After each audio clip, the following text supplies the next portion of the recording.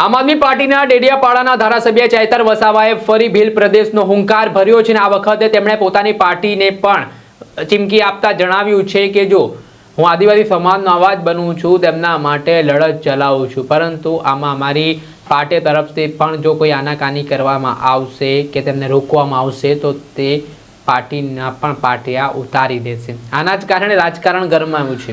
અવારનવાર આ પ્રકારના નિવેદનો ચૈતર વસાવાના આક્રમક સામે આવતા નર્મદા જિલ્લાનું રાજકારણ તો ગરમાયેલું જોવા મળતું હોય છે, પરંતુ જે ભીલ પ્રદેશની માંગ ઉઠી છે તેને ફરી એકવાર આ શક્યતાઓ પ્રબળ બનાવી છે। ત્યારે શું કહી રહ્યા છે ચૈતર વસાવા મામલે વિગતે વાત કરી આ વિડીયોમાં।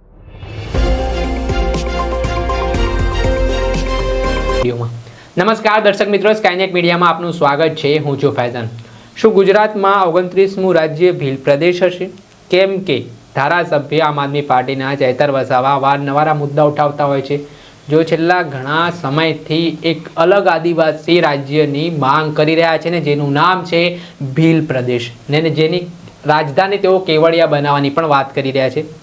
તેમનું કહેવું છે કે વર્તમાન સરકારમાં આદિવાસી સમાજનો વિકાસ નથી થઈ રહ્યો, જેમાં શિક્ષણની બાબત હોય, આરોગ્યની બાબત હોય, પીવાના શુદ્ધ પાણીની બાબત હોય, રોડ રસ્તાની બાબત હોય કે પછી આદિવાસીઓને જે મોટા પ્રમાણમાં વિસ્થાપિત થવું પડે છે, આ પ્રકારની અનેક સમસ્યાઓનો સામનો સમાજના લોકો કરી રહ્યા છે। તેના જ કારણે તેમણે કહ્યું કે અમે એક અલગ રાજ્ય બનાવીશું જેમાં આદિવાસી સમાજના લોકો આરામથી રહી શકે, પોતાનું ગુજરાન કરી શકે, સારા વિકાસ તરફ વળી શકે અને શિક્ષણ, આરોગ્ય સહિતની વસ્તુઓ પ્રાપ્ત કરી શકે, તે માટે આ રાજ્ય રહેશે, સાથે જ કેવડિયાને તેની રાજધાની બનાવવામાં આવશે। આ પ્રકારનું નિવેદન તેમણે છોટાઉદેપુર જિલ્લાના નવાગઢ ફળિયા ખાતે જે આદિવાસી સમાજનો સ્નેહ મિલન કાર્યક્રમ હતો તે દરમિયાન આપ્યું હતું। એટલું જ નહીં, તેમણે પોતાની પાર્ટી સામે પણ ચીમકી ઉચ્ચારી હતી। પહેલા તો શું કહી રહ્યા છે ધારાસભ્ય ચૈતર વસાવા તે સાંભળી લો। રાજધાની કેવડિયા બનાવવાના છે, તમે તૈયાર થઈ જજો। આજે વડોદરામાંથી છોટાઉદેપુર છૂટું પડ્યું, આગળ તમને બધાને ફાયદો થયો કે ખોટ થઈ? આપણો વડોદરા જિલ્લો હતો, એમાંથી છોટાઉદેપુર છૂટો પડે તો આપણને બધાને ફાયદો થયો ને? આજે ભરૂચમાંથી નર્મદા છૂટું પડ્યું તો અમને ફાયદો થયો ને? તો આજે ગુજરાતમાંથી ભીલ પ્રદેશ છૂટું પડશે તો આપણને ફાયદો થવાનો છે કે નથી થવાનો? એટલા માટે જ અમે ભીલ પ્રદેશ માંગીએ છીએ। આજે અમેરિકા જેવા દેશમાં આપણા કરતા ઓછી વસ્તી છે, છતાંય તો 50 રાજ્ય છે। એટલા માટે સુચારુ વહીવટ થાય એના માટે આવનારા દિવસોમાં અહીંયા અમે ભીલ પ્રદેશ બનાવવા જઈ રહ્યા છે। મિત્રો, સરકારો ગરીબ કલ્યાણ મેળાઓ કરશે, નળ સે જલ લાવશે, પણ એમના મળતિયા માટે છે। આજ દિન સુધી આપણને નળમાંથી પાણી આવ્યું, ગરીબ કલ્યાણ મેળાઓમાં બોલાવશે, પાવડા ને ટીકમ ને ટગારા જ આજ દિન સુધી આપણને આપ્યા છે ને?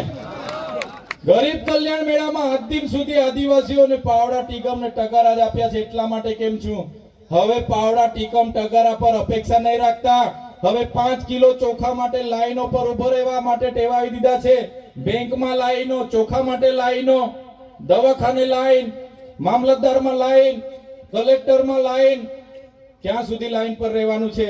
એટલા માટે જ આવનારા ભવિષ્યમાં તમને હું વિનંતી કરું છું, પક્ષ, પાર્ટી, ધર્મ, સંપ્રદાય, સંગઠનો બધા ઘરે મૂકીને એક થવું પડશે। વસાવા, રાઠવા, ગામેઠી, ચૌધરી, ડામોર, બારિયા, અંદર આપણે બધા લડાયા કરીએ છીએ, એ પણ આપણે ભૂલીને આવનારા ભવિષ્યમાં એક થશું તો જ આગળ વધીશું। અને આજે મારા વચ્ચે કલાકાર મિત્ર મારા ભાઈ શ્રી જગદીશભાઈ પણ છે, એમને પણ હું વિનંતી કરું છું, ભાઈ અડધી બાટલી પાજી દે એવા ગીતો હવે નહીં બનાવતા ભાઈ। ઘણા કલાકાર મિત્ર અડધી બાટલી પાજી દે, અડધી બાટલી પાજી દે એવા પણ ગીતો બનાવ્યા છે। આ અડધી બાટલીમાં તો આપણા બધા જુવાને અડધા થઈ ગયેલા છે। મેં ડેડિયાપાડામાં એક ભાષણ આપ્યું હતું, ત્યાં એક અમારે બહુ બધી પાર્ટીઓ છે, 17 જાતની પાર્ટીઓ છે, કોઈ 1.5 લાખ વસાવાને રોકશે, જે દિવસે મારા આદિવાસી સમાજનું બોલતા મારી પાર્ટી પણ મને રોકશે, એ દિવસે પાર્ટીના પાટિયા સૌથી પહેલા ચૈતર વસાવા ઉતારી દેશે। પહેલા મારો સમાજ, જેમણે મને ધારાસભ્ય બનાવ્યા છે, જેમણે મને પ્રમાણપત્ર આપ્યું છે, અને પછી પક્ષ પાર્ટી આવશે। આવી રીતના તમામ નેતા જે દિવસે વિચારતા થશે તે દિવસે આપણું સમાજ આગળ આવશે। આજે તમે જોઈ લો, આપણું પ્રતિનિધિત્વ કાં છે, આપણા નેતાઓ કાં છે? અહીંયા ટપાલ આપવા વાળાની ભરતી થાય એટલે બધા ટપાલીઓ બહારથી આવે। અહીંયા તલાટી ક્લાર્કની ભરતી થાય એટલે બધા લોકો બહારથી આવે. અહીંયા ગ્રામ સેવકની, ટીડીઓની, મામલતદારની ભરતી થાય, બધા લોકો બહારથી આવે. અહીંયા એક ભીડ ગાર્ડની પણ ભરતી થાય છે, એ ભીડ ગાર્ડો પણ બધા બહારથી આવે. આવે છે કે નથી આવતા? જે લોકો બહારથી ભરતી થઈને આવે છે એ બિચારાને એટલી ખબર નથી રહેતી આ હાક છે, હેજડો છે, મોવડો છે કે ખાકરો છે, તો પણ એ લોકો લાગી જાય છે. તો શું આપણા છોકરાઓ નહીં લાગે?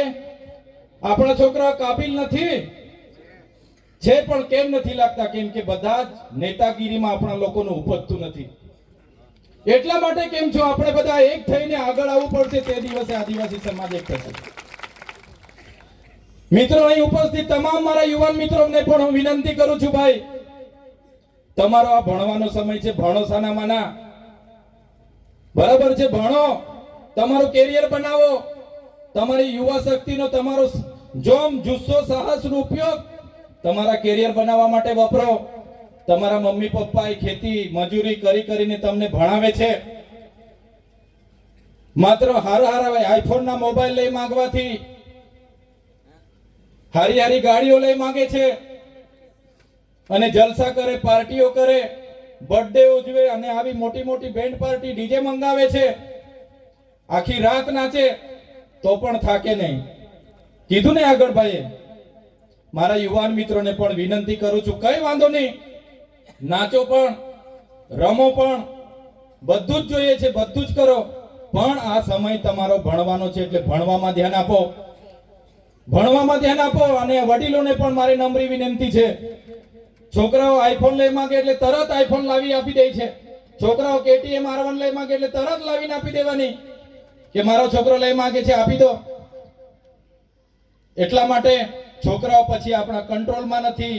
ઘણા પાર્ટીઓ કરે, ઘણા બેન્ટોમાં જાય, ઘણા રેસ કરે, ઘણી પાર્ટીઓ કરે, હરીફાઈ કરે, ને કેટલાય તો 4 ધામના યાત્રા નીકળી જાય 15 દાડા પદયાત્રાઓમાં.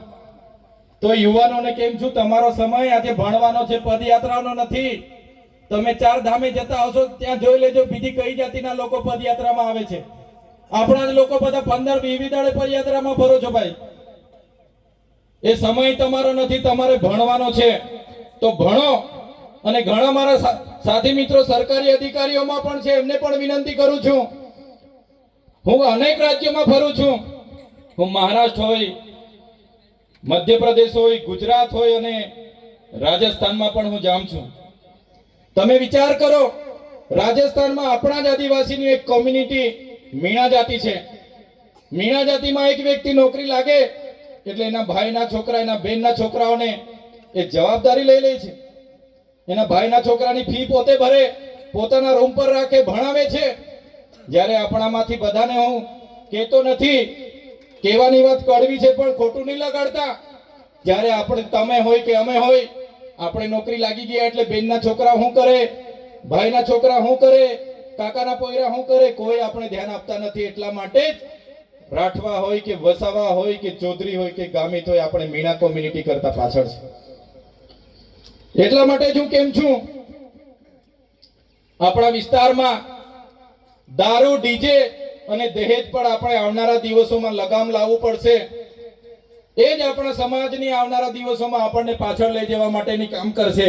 હતા ડેડિયાપાડાના ધારાસભ્ય ચેતર વસાવા. હાલ જેવી રીતે તેમનું નિવેદન સામે આવ્યું છે તેના કારણે રાજકારણ ગરમાયું છે અને તેઓ જેવી રીતે આરોપો લગાવી રહ્યા છે વર્તમાન સરકાર ઉપર, અને વર્તમાન સરકારના જે સાંસદો હોય, ધારાસભ્યો આદિવાસી સમાજના, તેઓ કહી રહ્યા છે કે આ સરકારમાં જ આદિવાસી સમાજનો સારો વિકાસ થયો છે. પરંતુ એવું પણ ભૂતકાળમાં ભરૂચ લોકસભાના સાંસદ મનસુખ વસાવા કહી ચૂક્યા છે કે જો અલગ ભીલ પ્રદેશની માંગ કરનારા લોકો છે, આ વર્ષોથી ચાલતી આવતી માંગ છે, પરંતુ આવા લોકો ફાવ્યા નથી. ત્યારે બીજી તરફ આદિવાસી સમાજમાં અલગ અલગ કાર્યક્રમોમાં ચેતર વસાવા આ માંગને પ્રબળ બનાવી રહ્યા છે અને તેમણે પોતાની પાર્ટી સામે પણ ચીમકી ઉચ્ચારતા કહ્યું છે કે જો પાર્ટી મને રોકશે તો હું તેના પણ પાર્ટી ઉતારી દઈશ, એટલે કે પાર્ટીથી દૂરી બનાવી લઈશ. હવે જોવાનું રહ્યું કે હાલ તો તમામ જે સમાજના લોકો હોય તેમને અપેક્ષા હોય કે તે સમાજમાંથી ચૂંટીને જ્યારે તે કોઈ પાર્ટીમાં નેતા તરીકે, સાંસદ તરીકે જોડાતો હોય તો તે તેના સમાજની સમસ્યા હોય તે માટે આવાજ બને, સરકાર સામે આવાજ ઉઠાવે. પરંતુ કેટલાક નેતાઓ છે તે ચૂંટાઈ ગયા બાદ